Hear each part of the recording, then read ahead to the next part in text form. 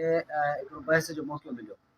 पहिरीं त आउं साईं सिकंदर ऐं साईं अतीकुर रहमान सोलंकी ॿिन्ही खे ॿिन्ही हथनि सां सलाम पेश कयां थो, जंहिं मज़ाहमत करे इलेक्शन जी प्रोसेस खे मतिलबु रोनमा कयो आहे, जेकॾहिं न त इहो बि मुमकिन कोन हो, छो जो हू चाहिनि था त इलेक्शन न थिए।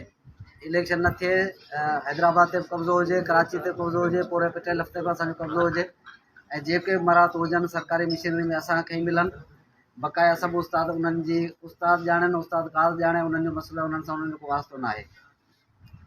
इलेक्शन इंडस्ट्रीज़ डिपार्टमेंट पे कराए, जेका कमेटी ठही आहे उहा इंडस्ट्रीज़ डिपार्टमेंट ठाही आहे, उहा मुशावरत सां ठही आहे। यकीनन उन में रिटायर्ड बि हुआ, उन ते अफ़सोस बि आहे, छो जो असांजी तंज़ीम पेटियल 1.25 लख 1.5 लख, हाणे माशाल्लाह 1.5 लख बि थी विया आहियूं। 1.5 लख जे तंज़ीम जो ज़वाल इहो आहे जो हाणे असांजा फ़ैसिला रिटायर्ड वेही कनि। ऐं यकीन सां चवां थो त माना इहो बि हिकिड़ो पेटियल जो कारो ॾींहुं हूंदो, उन्हनि जंहिं रिटायर्ड वेही असांजे तंज़ीम जो फ़ैसिलो कयो वियो। छा सिकंदर कोई में अहमियत कोन्हे, अहलियत कोन्हे, साईं अतीकुर रहमान में कोन्हे, गुलाम रसूल महर में अहलियत न आहे, या असांजा उस्ताद एतिरा वियल आहिनि जो कंहिंजो फ़ैसिलो न मञनि।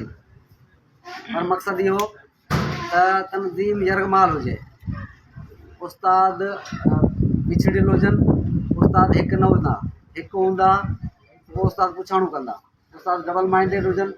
उनजो लास असांखे इहो थियो त असांजो तइलीम खातो तक़रीबन 16-17 कैटेगरीज़ में विराइजी वियो। एडाप्टिंग सिस्टम, सेफ, नेफ, अलाए कहिड़ा cluster policy, hub cluster policy, उहो सॼो नतीजो असांजो पंहिंजो आहे। उनजा ज़िम्मेवार असांजा अॻुवान आहिनि, असांजा तंज़ीम जा जेके मर्कज़ी उहिदेदार आहिनि उहे आहिनि।